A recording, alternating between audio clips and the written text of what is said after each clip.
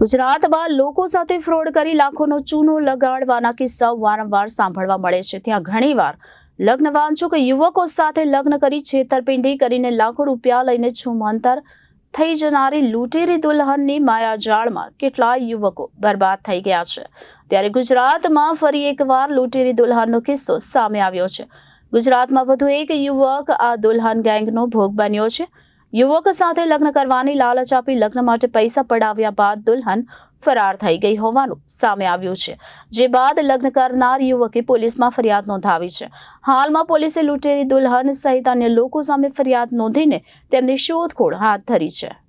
આ ઘટનાની વિગતો જોઈએ તો અમદાવાદ શહેરના નરોડા વિસ્તારની પતિ પત્ની और वो જેવો કિસ્સો સામે આવ્યો છે। આ કિસ્સામાં 4 મહિના પહેલા લગ્ન કરી આવેલી મહિલા દ્વારા તેના જૂના બોયફ્રેન્ડ સાથે અફેરનો મામલો સામે આવતા તેના પતિ દ્વારા આ બાબતે પત્નીના માતા પિતાને જાણ કરતા પત્નીના માતા પિતાએ જ એના પતિને જાનથી મારી નાખવાની ધમકી આપીને નરોડા પોલીસ સ્ટેશનમાં દહેજ પ્રથાની ખોટી ફરિયાદ દાખલ કરાવીને સમાધાનના લાખો રૂપિયાની માંગણી કરી રહ્યા છે।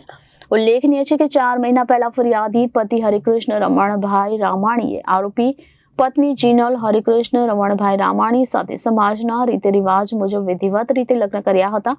જોકે લગ્ન પછી પણ જૂના બોયફ્રેન્ડ સાથે અફેર રાખી પત્નીએ પતિ સાથે દગાની ગંદી રમત રમી હતી। તેનો પતિ વેપારી હોવાના કારણે સવારે નીકળી જાય અને સાંજે આવે। તે વચ્ચેના સમયમાં અન્ય પુરુષ સાથે અનૈતિક સંબંધ રાખી પતિને અંધારામાં રાખ્યો હતો। પરંતુ તેણીના પતિને જ્યારે ખબર પડી કે તેની પત્નીના અન્ય પુરુષ સાથે અફેર ચાલી રહ્યું છે ત્યારે તેમને આ બાબતને લઈને સમજાવ્યા બાદ તેના માતા પિતાથી વાત કરતા તેના માતા પિતાએ જાનથી મારી નાખવાની તેમજ ખોટી ફરિયાદ દાખલ કરવાની ધમકી આપતા સમગ્ર મામલો પોલીસ મથકે પહોંચ્યો હતો। આ સમગ્ર ઘટના બાદ તારીખ 23/6/2024 ના દિવસે પત્ની જીનલ દ્વારા તેના પતિ પર દહેજ પ્રથા અંગે નરોડા પોલીસ સ્ટેશનમાં ફરિયાદ દાખલ કરવામાં આવી છે। 8 ફેબ્રુઆરી 2024 ના રોજ હિન્દુ સમાજના રીત રિવાજ મુજબ મારા લગ્ન થયેલા અને લગ્ન પૂર્વે સગપણ થવા સમયે મારા ધર્મપત્ની જીનલ જગદીશભાઈ સુવાગ્યા એ મને ખાતરી આપેલ કે તેમને પૂર્વ સંબંધ હતો તેમના પ્રેમી સાથે, તે હવે નથી। તે ખાતરીએ જ મેં હિન્દુ સમાજના રીત રિવાજ મુજબ લગ્ન કરેલા।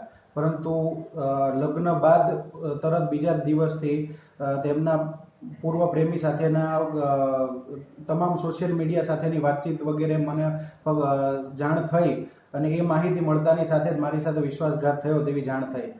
તે પછી મેં તેમના પિતાશ્રી જગદીશભાઈ ઉકાભાઈ સુવાગ્યા 55 સાધના સોસાયટી નરોડા અમદાવાદ ખાતે રહે છે, તેમને જાણ કરેલ કે તમારી દીકરીનું આ રીતે પૂર્વ પ્રેમી સાથેનું અફેર પકડાયેલ છે, તેથી મારે છૂટાછેડા જોઈએ છે। છૂટાછેડાની માંગણી કરતાની સાથે જ તેમણે મને જાનથી મારી નાખવાની ધમકી આપેલ અને ગત 7 જૂન 2024ના સવારે 8 વાગ્યાના અરસામાં જીનલ, તેમના કાકી શ્રી દક્ષાબેન પ્રદીપભાઈ સુવાગ્યા અને મારા સસરા શ્રી જગદીશભાઈ ઉકાભાઈ સુવાગ્યા ત્રણેય સાગરીતો મને મારવાના ઈરાદેથી આવેલ અને પોલીસ કંટ્રોલ રૂમની મેં મદદ લીધેલ અને ત્યારબાદ તેમના વિરુદ્ધ મેં આ ફરિયાદ કરેલ। તેથી તેઓએ મારા વિરુદ્ધ કૃષ્ણનગર પોલીસ સ્ટેશનમાં ગત 22 જૂનના રોજ મારા વિરુદ્ધ દહેજ અને માનસિક ત્રાસનો ખોટો આરોપ મૂકી અને કેસ કરેલ છે, જેથી હું માનસિક રીતે પીડાઈ રહ્યો છું અત્યારે અને મારે કાયદાકીય રીતે અને તમામ લોકોને જાણ કરવી છે મીડિયાના માધ્યમથી કે આ રીતના સમાજમાં બનાવો બની રહ્યા છે। હવે તમે આગળ કયા પ્રકારના કાયદાકીય પગલાં લેશો તમારી જે ધર્મપત્ની જે તમારા પર ખોટો કેસ કર્યો છે એના વિરુદ્ધમાં? મને ન્યાયાલય પર પૂરો વિશ્વાસ છે। મેં અમદાવાદ ફેમિલી કોર્ટમાં મારા છૂટાછેડાની અરજી પૂર્વે કરેલી છે અને મારી પાસે તમામ પુરાવાઓ તેમના વિરુદ્ધ રહેલા છે, તેથી મને ન્યાયાલય પર પૂરો ભરોસો છે અને મને ખાતરી છે કે મને ન્યાય મળીને રહેશે।